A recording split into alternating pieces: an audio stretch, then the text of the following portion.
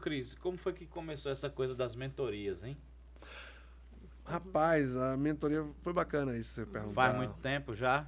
Eu tô hoje completando, acredito, quase 3 anos de mentoria. A mentoria começou por causa de um pedido de uma pessoa.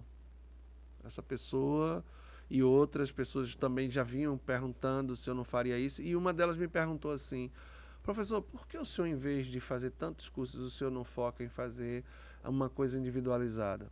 Eu disse: é porque é uma coisa que eu achava que as pessoas não gostassem ou não estivessem dispostas a fazer. E ela disse: não, eu acho que o senhor está enganado. Eu gostaria de ser sua mentorada. O senhor estaria disposto de ser meu mentor? E eu fiquei sem ação na hora, porque não foi uma coisa programada. Realmente eu não bolei, não veio. Aí tu aceitou o desafio. Eu fui e disse: não, vamos para frente. E aí a pessoa começou a ter resultado. Aquele resultado foi crescendo e a pessoa começou a desenvolver. Ela começou do zero, a gente começou a trabalhar ela de forma individualizada, construindo uma formação profissional, criando aquela troca de experiências, planejando a forma que ela vai atuar, planejando, vamos dizer assim, seu carro-chefe, entendendo quais são os seus anseios, quais são as suas dificuldades. E aí aquilo foi dando certo para ela. E aí eu digo: não, eu acho que foi um projeto que deu resultado. Se um conseguiu, outros podem conseguir, por que não? E aí você começa a ver que você pode produzir isso de uma forma para ti, entendeu? Personalizado. Exato, porque aquela coisa de você dizer assim, os anseios da doutora Ana são anseios da região dela e que depende muito do profissional que tem que conhecer a região, porque é aquela história, não adianta eu ser mentor e não entender a sua realidade. Eu falar genericamente num sistema, gravar uma aula ou falar com você, isso não responde o meu anseio. O que vai responder o meu anseio é se eu vivo aquilo. Eu vou falar com um cara lá do Amazonas, se eu sei como é que funciona a atividade no norte. Eu vou falar com um cara no interior de São Paulo que passa uma dificuldade numa atuação que é diferente da realidade da capital. Então, essa identificação é um negócio muito poderoso.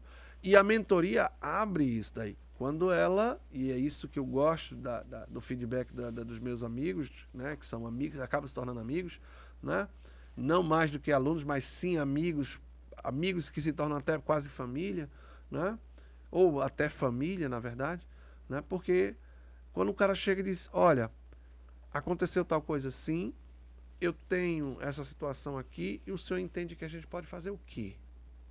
E aí vem a minha carga de experiência, porque eu posso ter vivido aquilo ali e eu tenho como solucionar dentro da realidade dela. Isso faz muita diferença. É tanta diferença que a mentoria explodiu. Ela explodiu de um jeito que as pessoas começaram a se identificar. E aí vem gente do Brasil todo. Eu tenho gente de Macapá, eu tenho gente do São Paulo, eu tenho gente do Rio, eu tenho gente lá de Pato Branco, eu tenho gente já de, sei lá, de tantos Pato lugares. Branco é Paraná, né? Não, Minas. Minas, é? É, Minas. Aí, quer dizer, você já tem um monte de coisa para lá e para cá e as pessoas começam a se identificar. Professor, o que é que o senhor acha disso? Olha, eu acho assim, assim, assim. Professor, como é que funciona isso? E você vai passando para as pessoas o resultado. Eu tenho um caso da mentoria, fora a doutora Ana, porque já virou família, né? Doutor Fabiano, são pessoas que a gente tem muito carinho, muito respeito, de um mentorado. Esse mentorado, ele começou uma advocacia que o tempo não estava conseguindo organizar e a produção do escritório dele era muito aquém do que ele tinha capacidade de fazer. E a alegria de você ver, depois de 2 anos de mentoria, você chegar na casa da pessoa, eu fui para a casa dele, e ele me receber numa baita de uma mansão, e ele dizer: isso aqui é graças ao senhor. Do que o senhor passou para mim, de como o senhor influenciou na minha história. Isso não tem preço. Aí você vê que eu acho que consegui a coisa acontecer, né?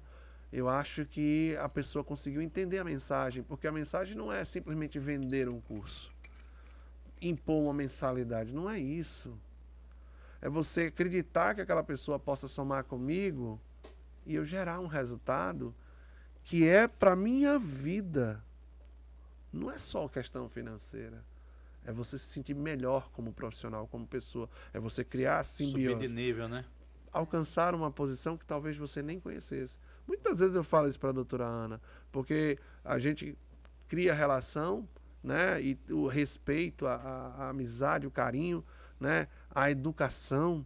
E aí você vê muitas vezes a angústia, o sofrimento de situações pessoais, e a gente conversa e vê que aquilo se torna até uma barreira para a sua atividade, os medos, as situações que acontecem dentro da sua casa, que você revela porque você confia, porque alguém vai te dar uma palavra de conforto, não vai usar aquilo contra você, não vai fazer juízo de valor, vai simplesmente dizer assim, vamos pensar diferente, vamos fazer assim, vamos olhar para o outro lado, não vamos deixar de acreditar. E ninguém quer dizer que tem ar de santo ou achar que tudo é nesse viés. Não. É você se colocar mais uma vez. Aí o que eu acho super interessante assim da mentoria é que é uma coisa feita sob medida, né? A ideia é essa. É diferente dos cursos, né? O cara, tipo, você vai falar para um monte de mentoria com gente. você vai saber quem você é, onde é que você atua. Não, e você vai falar com a pessoa todos os dias, ou quase todos os dias, ou quando possível. E você cria aquele contato, você vai abrindo as possibilidades. Saber quais são as suas habilidades, né? As ferramentas que você dispõe, né? É o plano. Por exemplo, no primeiro encontro que a gente faz uma espécie de anamnese. Essa anamnese é justamente para identificar o que é que você quer. Qual é a tua escolha? Ou você sabe o que é que você quer? Não. Vamos identificar, vamos criar uma linha para poder planejar isso, para poder gerar um resultado para o que você anseia. Isso vai depender muito. Então, esses contatos, esses encontros, eles fogem, às vezes, até da ideia, né, da questão puramente técnica. É uma palavra de conforto, é uma troca de respostas porque você está passando uma situação e você precisa que alguém diga, olha, isso aqui eu acho interessante. É um pensamento estratégico sobre alguma... Sempre, decisão, né? Sempre. Tipo, Doutora, abro ou não escritório na cidade vizinha. Pois é. Será que isso vai dar resultado? O que eu tenho que levar em consideração para poder arriscar ou não? Será que é um arriscar? É você realmente ter essa noção. E aí quando você fala assim, eu tiro o exemplo da doutora Ana. Doutora Ana, o tempo todo a gente está falando, lógico que tem momentos que você se sente mais frágil, tem momentos que você se sente mais forte. Aí, doutora Ana, mas professor, eu estou assim, assado. Não, doutora Ana, vamos fazer assim. Doutora Ana, vamos racionalizar, vamos fazer um plano estratégico no sentido da sua relação pessoal. A senhora já imaginou quantas pessoas existem ao seu redor e quantos contatos você pode gerar para criar uma rede, para alcançar novos serviços? Ah, eu tenho um nicho para alcançar, aquele espaço te dá condição de você desenvolver outros projetos? Isso começa a te abrir. Identificar possíveis parceiros, né? Principalmente, né? Entender que a advocacia não é mais sozinha, não é solo. Que o advogado do lado não é teu concorrente. Ele é um possível parceiro para vocês construírem. Cliente. Eu digo sempre que o advogado do lado pode ser um possível cliente. Verdade. Grande parte da clientela da gente vem de parcerias. Verdade. Não, eu tiro por mim. Você vê hoje, eu ensino a matéria de cálculo, ensino matéria de revisão, ensino, enfim, direito previdenciário como um todo. E muitas das vezes a pessoa chega lá, professor, eu queria que o senhor fizesse isso para mim. Será que o senhor pode chegar? Vamos conversar? Não, vamos fazer uma parceria. Você acha que é interessante fazer parceria? E muitas das vezes não sou eu que falo em fazer parceria. A pessoa te convida. Ela vem e me convida.